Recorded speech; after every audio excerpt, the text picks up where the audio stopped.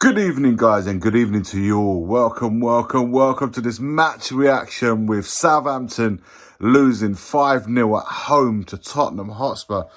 My God, what can we say? What can we say about this match? It's a really weird one to comment, I have to say. You can only really go on sort of for 25 minutes. I mean, Spurs come out of the blocks and absolutely destroyed them. They destroyed them from every point of view possible.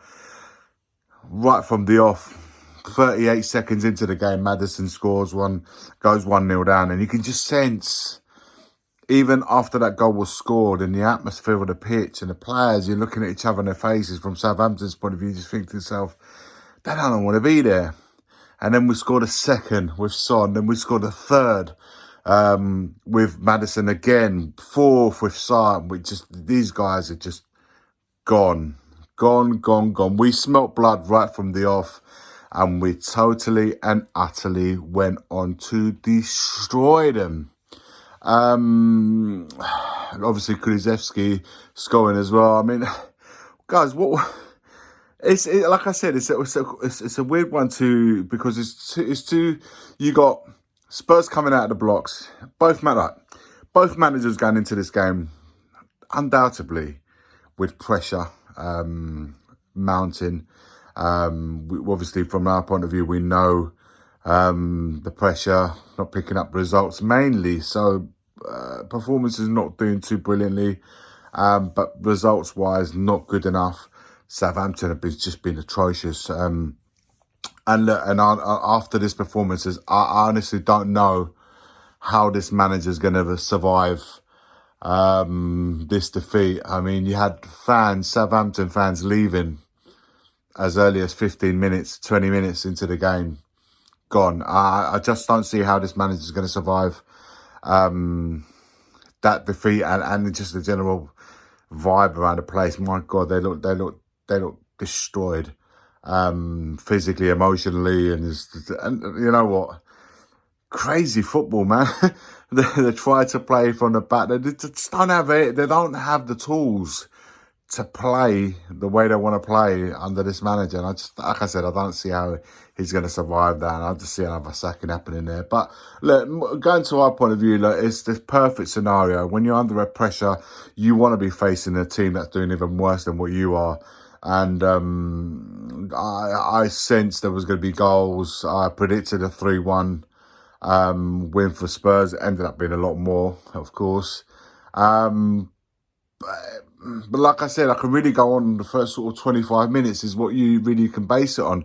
Look, let's start from the beginning. The manager made some choices there. He put Jed Spence, first start. Bergvall, first start into that team. I was a bit worried in the centre midfield, I must admit. Not so much because of the team we're playing. I just thought it was a bit lightweight with Sarr in the middle between Bergvall and Maddison. But Maddison as well tonight, guys. This is the Maddison we want to see when he's been given the freedom and the licence to attack that space. He does it so good. And when Maddison plays well, the team plays well often, man. That's how it happens. You got to look at it. Your best players like Kulu, Maddison, when they're ticking over. Maddison tonight was ticking over in the right, and he was getting himself in so many good places, opportunities to score. And when we tick over like that,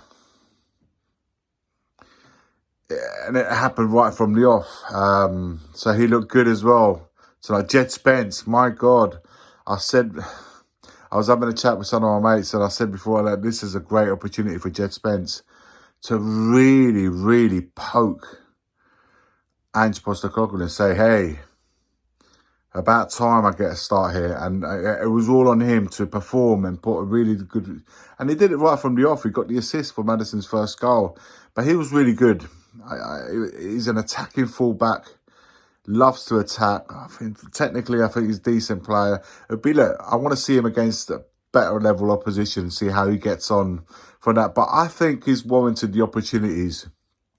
When Udogie, we'll have to wait to see the injury there. was hauled off because of injury. Switched sides.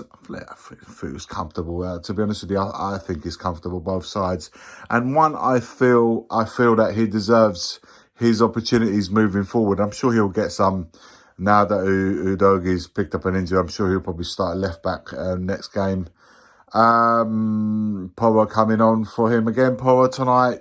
I'm not quite sure what's going on there. Just seems to have had a dip of form. Not playing too well. But look, I still have faith in the player. I still think he's a quality player, and just going through a really bad run of form, and we need to recover him as well. And for the two centre backs, really quiet night tonight.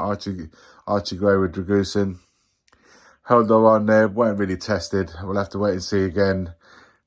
The next big game coming up. Midfield again, ticking over. Two, all of them really.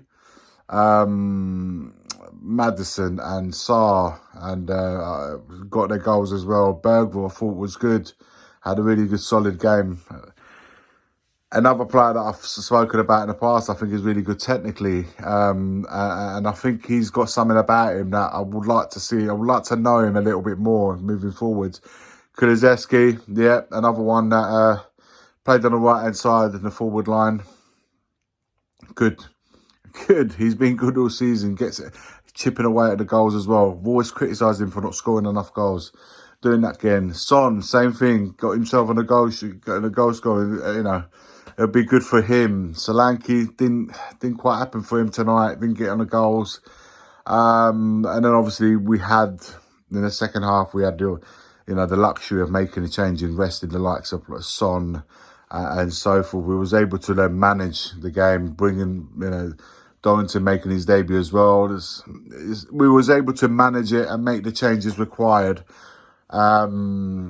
Thinking already at the game ahead. So in the second half, we were already thinking this game is long done.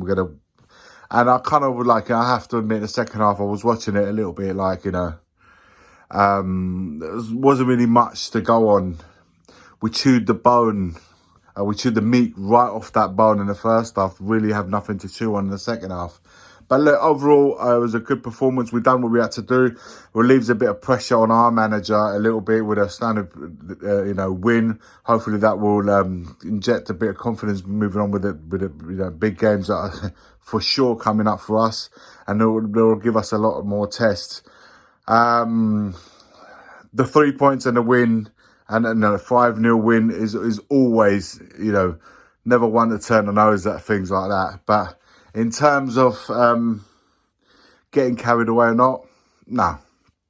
Southampton were where they are. You've got to look at the level of the opposition in front of you. But you can only beat the opposition in front of you. So I don't want to be too over, I don't want to take too much away from our win. But I want to know, I want it to be known it's the level of position in front of us wasn't to the level. So good win, good performance, able to make some debuts there today. Managed the second half, able to rest a few players in that second half as well. Players like Son, who desperately require it. And we move forward. Clean sheet, of course, is always very welcome. But the tests